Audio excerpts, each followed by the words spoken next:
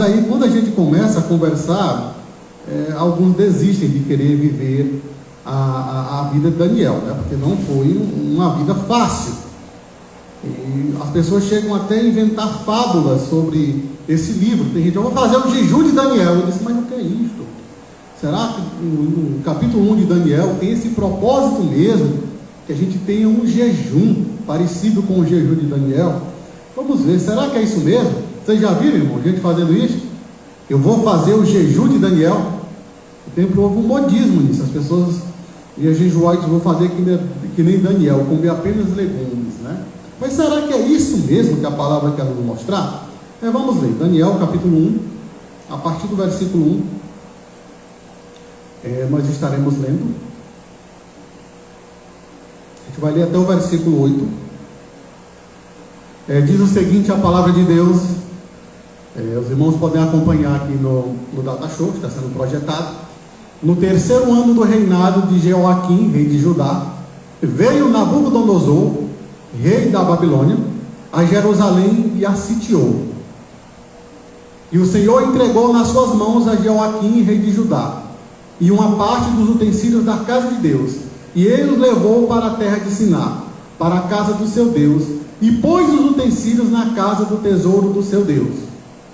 E disse o rei a Aspenaz, chefe dos seus eunucos, que trouxesse algum dos seus filhos de Israel, e da linhagem real e dos príncipes, jovens em que não houvesse defeito algum, de boa aparência, e instruídos em toda a sabedoria, e doutos em ciência, e entendidos no conhecimento, e que tivesse habilidade para assistirem no palácio do rei, e que lhes ensinasse as letras e a língua dos caldeus. O rei lhes determinou a porção diária das iguarias do rei e do vinho que ele bebia, e que se assim fosse mantido por 3 anos, para que no fim deles pudessem estar diante do rei. E entre eles se achava dos filhos de Judá, Daniel, Ananias, Misael e Azarias. O chefe dos eunucos lhe pôs outros nomes, a saber, Daniel pôs de Beltesazar, a de Ananias, o de Sadraque, e a Misaque de Mesaque, e a Misael de Mesaque, e Azarias de Obed-Nego. E Daniel propôs no seu coração não se contaminar com a porção da iguaria do rei, nem com o vinho que ele bebia. Portanto, pedi ao chefe dos eunucos que lhe permitisse não contaminar. Vamos ler a parte A do versículo, todos juntos. E Daniel propôs no seu coração não se contaminar com a porção das iguarias do rei. Muito bem, esse é o texto que nós temos para meditar hoje à noite, pelo menos parte dele. Se a gente for ler versículo por versículo explicando, eu acredito que nós vamos ter uma semana ou mais só explicando esses 8 versículos do livro de Daniel. Mas eu quero pegar o versículo 8, embora nós temos um contexto aqui, foi o que nós lemos lá no Salmo 137. O Salmo 137 mostra o povo de Israel saindo de Jerusalém, sendo arrebatado, tirado de Jerusalém e levado para o cativeiro babilônico. No meio da estrada, os babilônicos, os soldados babilônicos, eles já pediam para que o povo de Israel cantasse músicas alegres. E o povo diz: como é que a gente pode cantar músicas alegres depois de Jerusalém, que é a nossa maior alegria, que é a cidade de Davi, que é a cidade do rei, ter sido destruída, e nossos filhos e nós mesmos estamos sendo levados para um cativeiro numa terra estrangeira? O profeta Jeremias já havia dito que eles passariam 70 anos ali. Eles poderiam chorar, eles poderiam estribuchar, mas não adiantava, eles passariam 70 anos ali, porque Deus estava tratando com Israel. Deus queria que Israel mudasse, e o meio que Deus achou para isso foi usando Nabucodonosor, um rei estranho, um rei descrente, para invadir a Jerusalém e levar o povo de Jerusalém para o exílio babilônico. Entre estes exilados, a Bíblia fala desses jovens: Daniel, Ananias, Misael e Azarias. Eles chegando ali na terra de Babilônia, aconteceu o que os profetas já haviam previstos.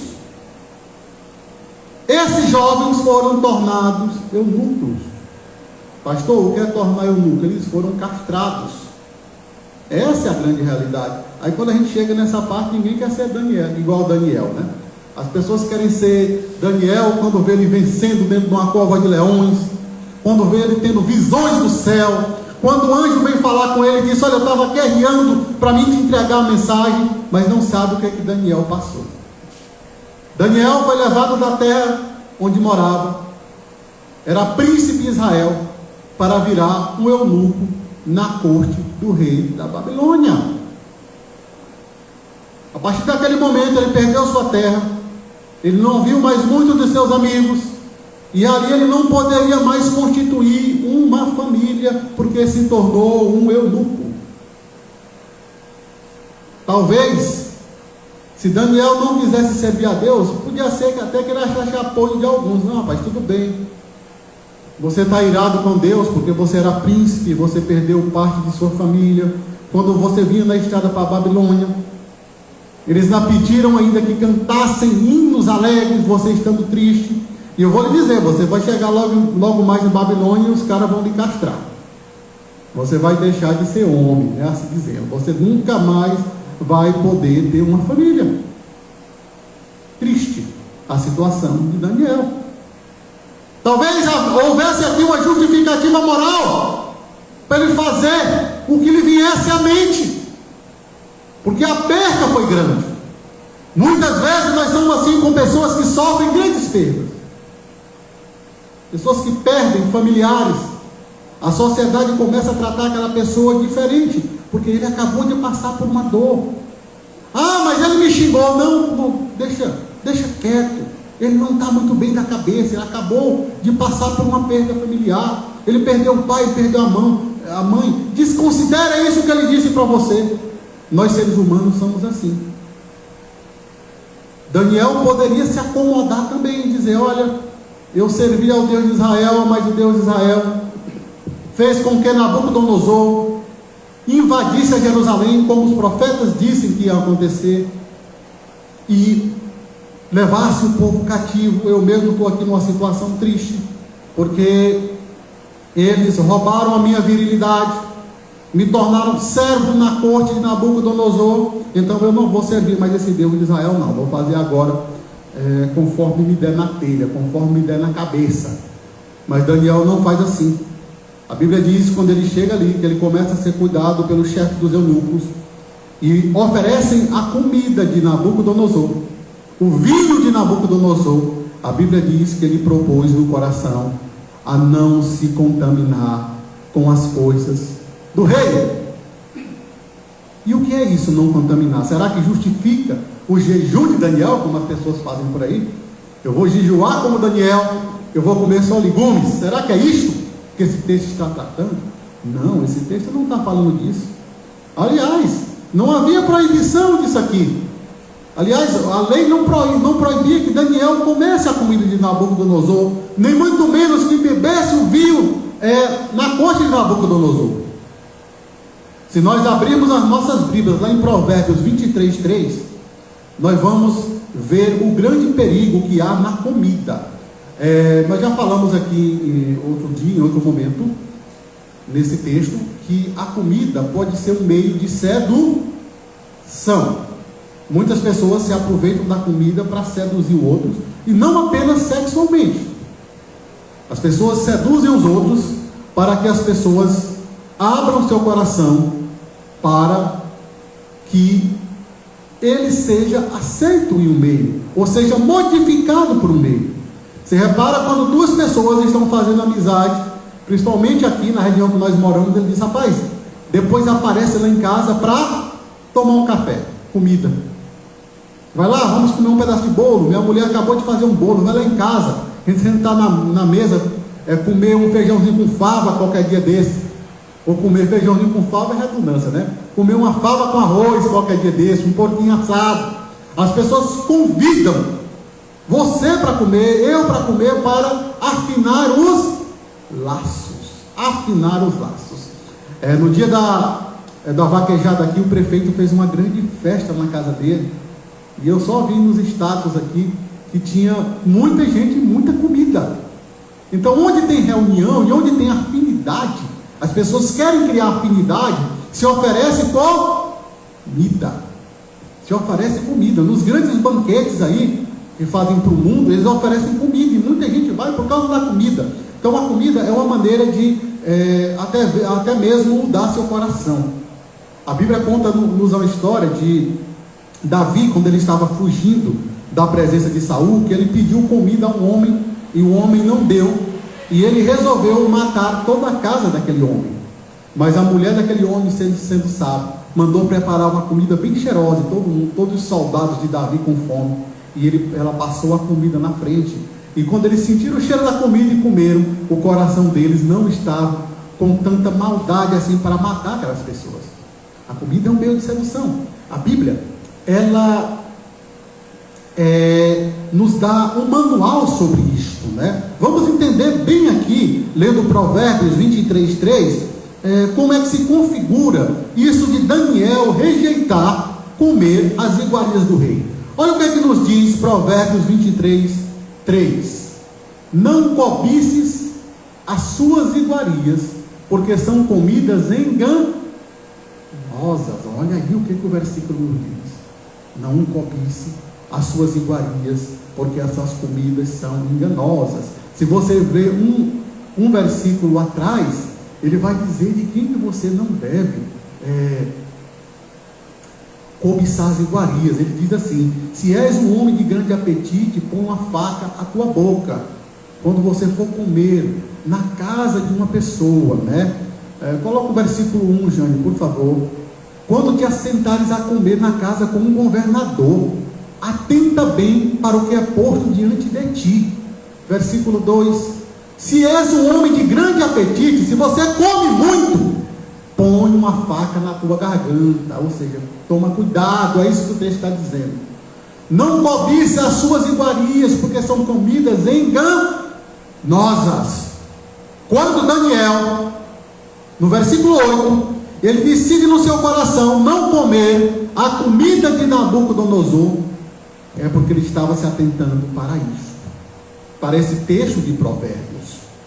Nabucodonosor, ele era um governante, tinha um motivo para ele tirar da sua comida e mandar para esses homens. Não era comum, entenda bem, não era comum que um rei pegasse a comida de sua mesa e mandasse para eunucos, para servos. Mas Nabucodonosor faz isso com um motivo. Você sabe qual é o motivo? Ele queria mudar o coração daqueles jovens. Ele queria mudar o coração daqueles jovens.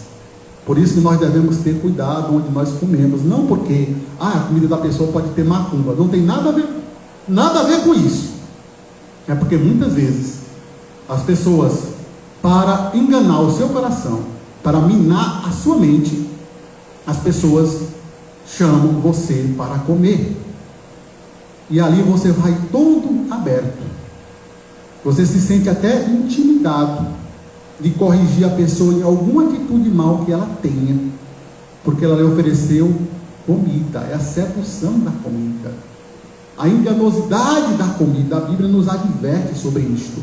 E Daniel, chegando à corte de Nabucodonosor, ele propôs no coração dele não comer daquela comida, para ele não se identificar como um caldeu, para ele não ser transformado num caldeu, para ele não perder a sua identidade como Israel de Deus. Daniel toma esse cuidado. Olha como é que os caldeus, os babilônicos vão do caminho. Ele diz: olha, vocês estão sendo levados cativos. Olha, vocês têm umas harpas, canta um hino para nós. Olha como é que eles são astutos.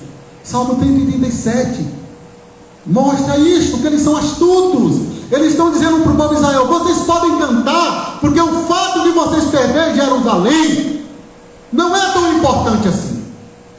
Nós sabemos que o lugar mais importante do mundo para judeus é Jerusalém. Existem judeus ricos que até pedem para ser enterrados em Jerusalém. Eles acreditam que no dia da ressurreição, a ressurreição vai começar por Jerusalém. Eles acreditam nisso.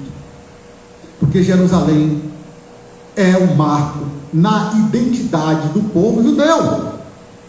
E eles pedem para o povo de Israel, o povo judeu, aliás, na estrada que ia de Jerusalém destruída para a Babilônia, cantar hinos alegres. Ou seja, estão tentando destruir a identidade de um povo.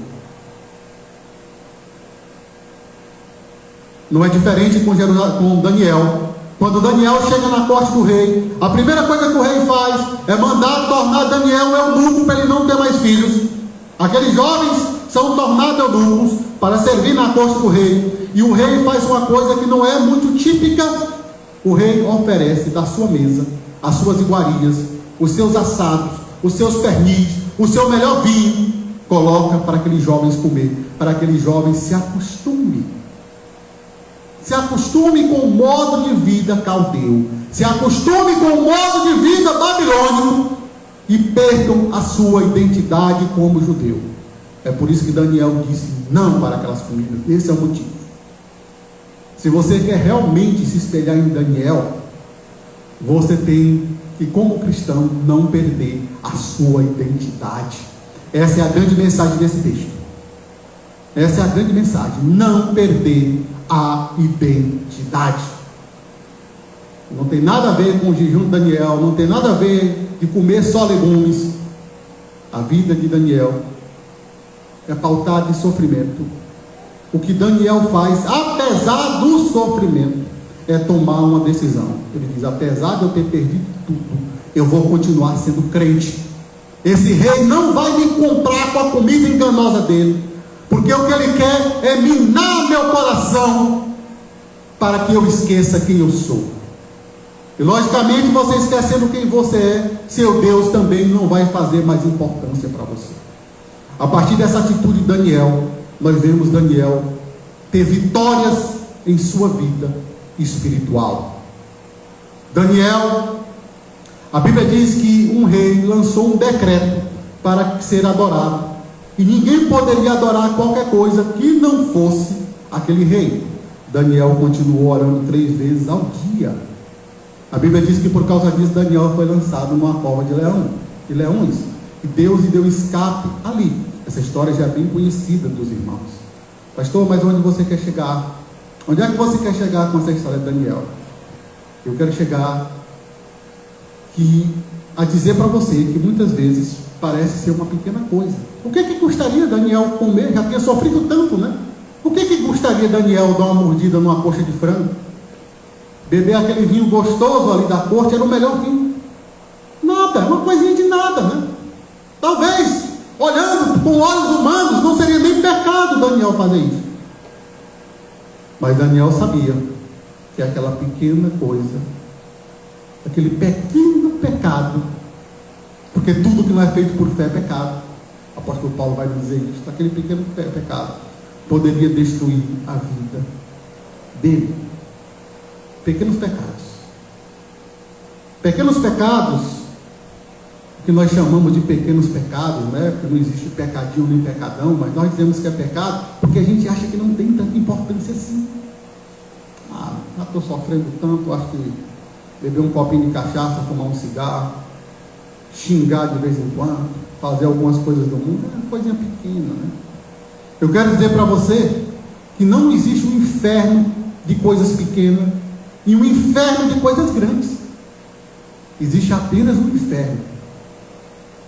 E para lá irão todos os que cometem pecados, seja o pecadinho ou seja o pecadão. Você deve estar preocupado com isso. Assim como Daniel se preocupou, era uma pequena coisa. Ele poderia comer, não teria problema. Mas ele sabe, ou ele sabia, que um pequeno pecado poderia levar ele à ruína. As pessoas começam comendo na mesa de Nabucodonosor. Logo após está falando como babilônico. Mais tarde ele está se vestindo como babilônico. Depois ele está agindo como babilônico.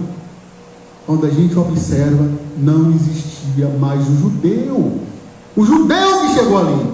Se Daniel tivesse aceitado comer da mesa de Nabucodonosor, talvez nós não teríamos um livro de Daniel na Bíblia, porque ele teria perdido a sua identidade.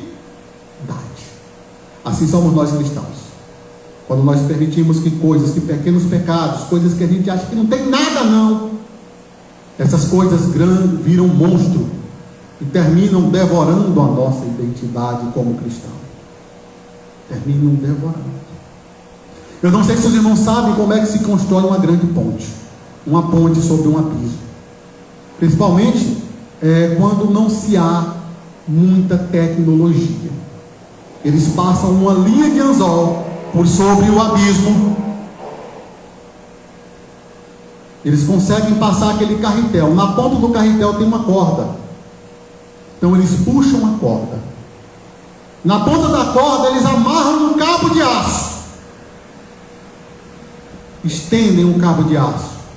E naquele cabo de aço eles constroem toda uma ponte. Ele começou com uma coisa pequena. Dias atrás nós estávamos vivendo aqui na Chapada o incêndio que tomava conta, a fumaça tomou conta aqui da cidade de Arraial, e a gente com medo e preocupado que aquele incêndio descesse para as roças. Não sei se vocês sabem, mas muitos desses incêndios começam com uma bituca de cigarro que um caçador joga no chão. Uma bituca de cigarro que não é nada. Você pode até pisar com o pé apagar, se cair uma gota d'água em cima, aquela bituca se apaga. Mas aquela centelhazinha de cigarro, ela causa um incêndio e destrói casa, acaba com plantações. Se pegar no capim já era, mata animais, matam as criações. Tudo começou com o quê? Com uma centelhazinha, uma bituquinha de cigarro que jogaram. Irmãos, nós devemos ter cuidado, porque grandes desastres na vida dos homens começam com o que eles chamam de um pequeno pecado.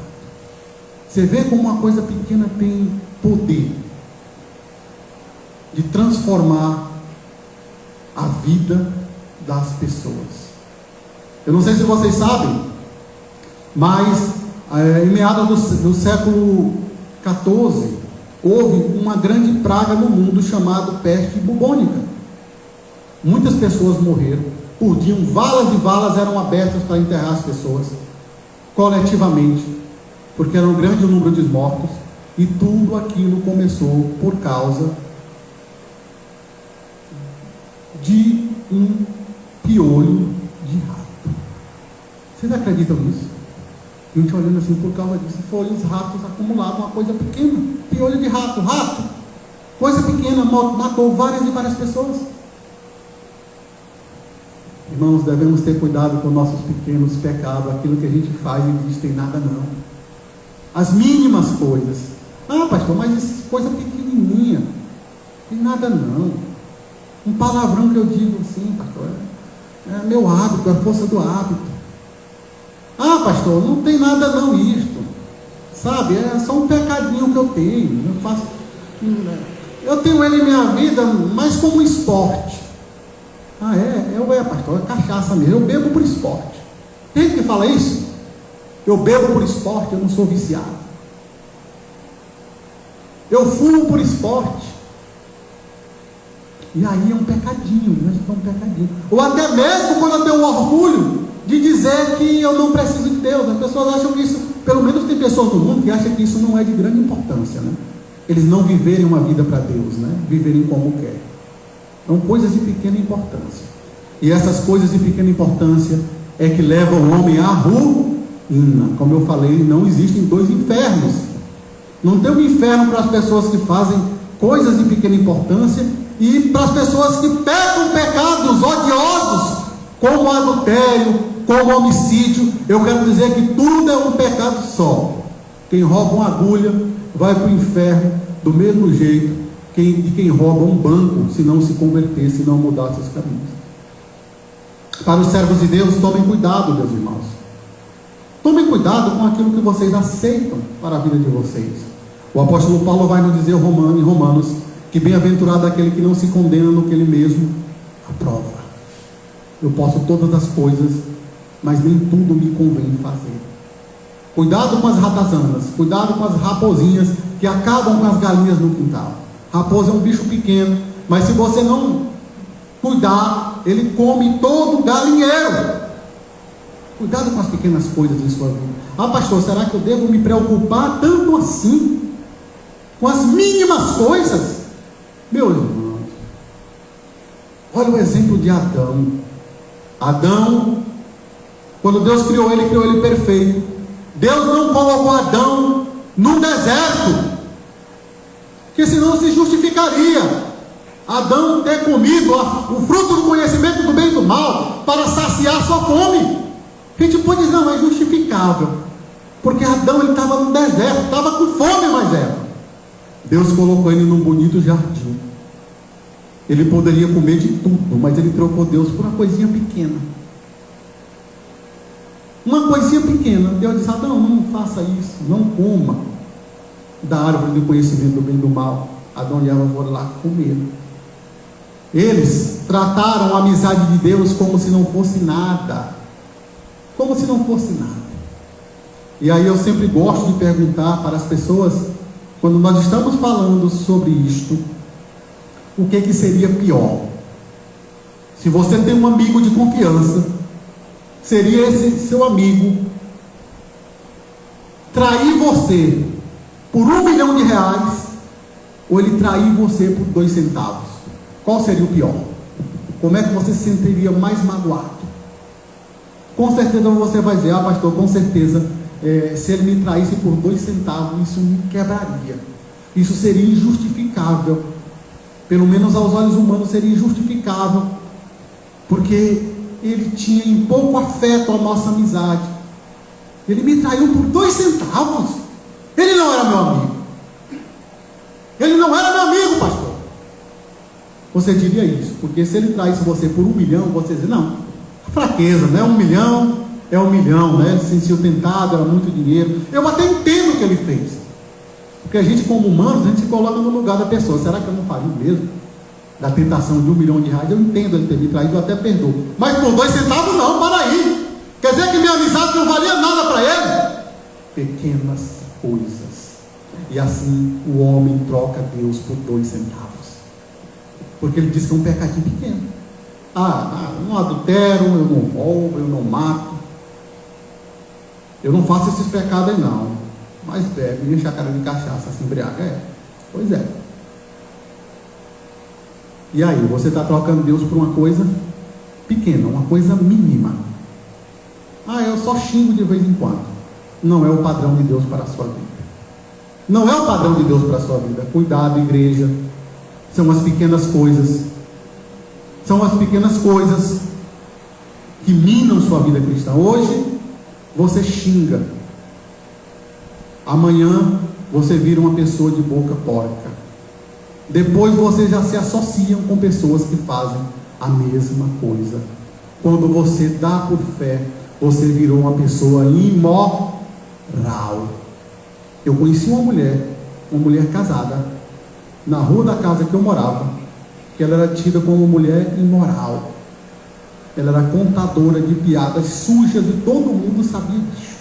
Quando falava o nome dela: fulana, mas rapaz, ali tem a boca porca, hein? Aquela mulher, ela não começou sendo conhecida como uma pessoa de boca porca do dia para a noite. Ela começou com uma palavra. Depois ela começou a contando uma piada. Depois disso ela passou a contar histórias imorais e ficou conhecida como uma pessoa imoral. Os pequenos pecados, eles começam de pouquinho, até que levam você à destruição. É como eu falei, para se construir uma ponte sobre um abismo, eles lançam primeiro uma linha de anzol bem fininha. A linha de anzol vem, puxa uma corda, que puxa um cabo de aço, e sobre aquele cabo de aço é construída uma ponte. Aí já era. Assim em sua vida. Assim em sua vida. O mar de pecados que separa o homem de Deus, ele começa com uma gota. De gotinha em gotinha, de gotinha em gotinha, E você vai estar separado de Deus se você não tomar cuidado com as mínimas coisas, os mínimos pecados. É aquele pecadinho gosto mais que você comete e acha que não tem nada não. Pastor, tem nada não. Cuidado, cuidado. Tem a história de um homem, de um teólogo, que ele se convenceu que o diabo havia criado os ratos. Ele não gostava de rato. E aí ele começou a pensar, rato é um bicho nojento. Talvez não tenha sido Deus que tenha criado os ratos. Talvez tenha sido o diabo, porque é um animal muito porco. E aí ele começou a pensar, não foi Deus que criou o rato, foi o diabo que criou o rato. Aí ele parou, mas se foi Deus que criou o rato, pode ter sido Deus que criou também os lobos, porque o lobo vem aqui, invade minha roça, come as ovelhas. Muito bem. Então eu acho também que foi o diabo que criou os lobos. Tinha um boi valente na casa dele. Ele disse, rapaz, eu acho que esse boi aqui também foi o diabo que criou, porque esse boi é muito valente. E aí ele passou a acreditar que além de Deus, de Satanás ter criado os ratos, havia criado os lobos, havia criado os bois. Logo ele admitiu que foi Satanás que criou também algumas espécies de árvores. Isso na cabeça dele. Como a jurema, que é uma espinhenta, o mandacaru. Meus irmãos, nessa brincadeira, ele terminou acreditando que toda a criação era obra do diabo. Você vê? Começa com uma pequena coisa. Ele deixou invadir a mente dele, a ponto de acreditar. Começou acreditando que os ratos eram feitos pelo diabo. Depois ele passou a acreditar que tudo era feito pelo diabo. Devemos tomar cuidado. Devemos tomar o cuidado que Daniel tomou. Daniel se precaveu disso. Ele sabia que aquela comida que era oferecida para ele, da mesa de Nabucodonosor, era uma coisa pequena, talvez não fosse nada, comer na casa de uma pessoa, comer a comida de uma pessoa.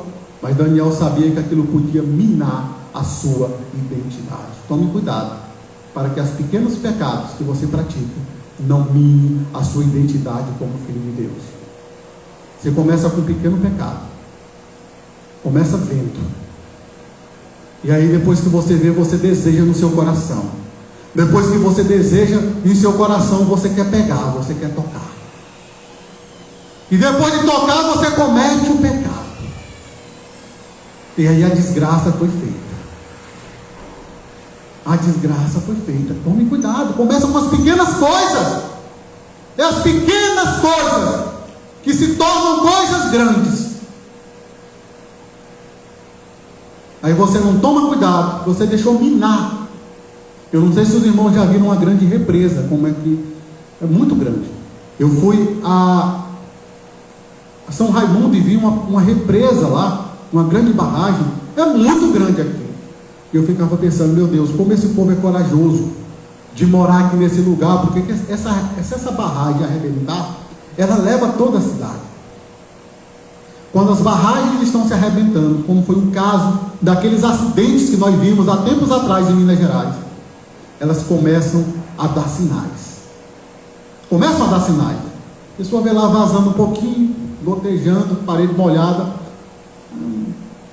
Vamos cuidar aqui para que não vire um fluxo de água. A pessoa não cuida, começa a pingar água, aquela água vira um buraco, a barragem arrebenta e destrói toda a cidade que está naquele vale. Assim é com o pecado. Você permite um pecadinho, não tem nada não, é por esporte. Não, eu estava com vergonha de fulano e fiz, é só um pecadinho. Eu me descuidei, é só um descuidozinho. Quando você vê, sua vida está totalmente destruída. Vamos aprender com Daniel. Daniel viu as iguarias do rei e disse, para aí, essa comida enganosa, essa comida quer mudar quem eu sou. Hoje eu como essa comida gostosa do rei Nabucodonosor. Eu vou me acostumar com o modo de vida caldeu, e eu vou me tornar como um dele, e vou esquecer quem eu sou, que sou um judeu. Por isso Daniel pôs no seu coração não se contaminar com as comidas de Nabucodonosor. Que nós possamos aprender a viver a vida cristã de modo digno, de modo que nada nos atrapalhe. Não existem pequenos pecados. Todos os pecados são um agravo para Deus. E quando nós dizemos que é pequeno, aí é que o agravo a Deus é grande, porque nós estamos trocando Deus por nada. Você está trocando o padrão de vida que Deus quer por um pecadinho, como você chama. Como um pecadinho. Eu disse para vocês aqui essa noite que a pessoa se sente mais ofendida, mais agravada, quando você trai ela por coisas pequenas, do que por uma coisa grande. Que nós possamos entender o Deus a qual nós servimos. Que nós possamos entender o Deus a qual nós servimos. Que nós não possamos ser como Adão, que trocou Deus por nada, trocou Deus por uma mordida no fruto do conhecimento do bem e do mal. Que nós não sejamos como Esaú, que trocou o que era de Deus por um prato de comida, não valorizava em nada o que Deus tinha para ele. Coisas pequenas, pecadinhos, mas que são grandes agravos para Deus. São grandes agravos. Jesus, o sangue dele foi derramado para perdoar dos crentes os pecadinhos, o que você chama de pecadinho. Isso só mostra qual é a gravidade daquilo que você chama de pecadinho. Do deslizinho que não foi nada não, pastor, tem nada não. Isso é sério. O sangue de Jesus deve ser derramado por causa desse tipo de pecado que você chama de pecadinho, para você entender a gravidade dessas coisas pequenas que você faz no dia a dia e acha que está tudo bem. Se você acha que pecado é só roubar, matar, se prostituir, eu quero dizer que esses pequenos pecados, esses pecadinhos são graves. Eles podem fazer você perder sua identidade. Eles podem gradualmente te tornar uma pessoa pior. Eles podem te arrastar para o inferno. Eu repito, não existe dois infernos. Um inferno para coisas pequenas e um inferno para coisa grande. A Bíblia diz que é só um inferno só. Jesus diz que lá o fogo nunca se apaga e o bicho nunca morre, e é eterno, é para sempre e para sempre. Que nós possamos aprender com Daniel a rejeitar as pequenas coisas que nos afastam de Deus, que nos afasta da nossa moralidade, que nos rouba vagarosamente de quem nós somos. Lembre-se que uma praga de gafanhotos é feita por um pequeno gafanhoto. Talvez a gente não tenha um pequeno gafanhoto, né? Um gafanhotozinho, tem nadinha. Mas quando você ajunta gafanhoto por gafanhoto, vira uma nuvem e elas acabam com a lavoura. Tomem cuidado com isso, meus irmãos. Tomem cuidado. Vamos aprender com esse homem chamado Daniel, que em meio a tanta tribulação, ele não deixou se contaminar pelos pecadinhos, pelas coisas que poderiam destruir a vida dele. Lembre-se que aqui no interior, quando a gente planta feijão, a gente colhe o feijão seco, coloca para secar. Sol forte vai secar aquele feijão. Quando a gente vai entubar o feijão, a gente tem que ter o trabalho de tirar os feijões podres do meio dos feijões bons. Por quê? Por que que a gente tira o feijão podre do meio do feijão bom quando a gente vai entubar o feijão? Porque se você deixar um feijãozinho podre, ele vai apodrecer todo o tubo de feijão. O mesmo acontece com a nossa vida cristã. Se você deixar os pecadinhos entrarem, você vai destruir com a sua vida inteira. Essa é a mensagem que tínhamos para hoje, que nós possamos aprender a tirar de nossa vida até aquilo que a gente acha que é pecadinho, aquilo que é pequenininho, aquilo que não vai agravar a Deus. Eu digo para você que agrava sim. Ainda pior, porque você está trocando Deus por uma coisa pequena, por nada. Amém? Então vamos terminar o culto de hoje com oração. Lembrando aos irmãos que amanhã começa a campanha de oração de 5 horas da manhã. 5 horas da manhã, a igreja vai estar com a porta só encostada. Então, quando vocês vierem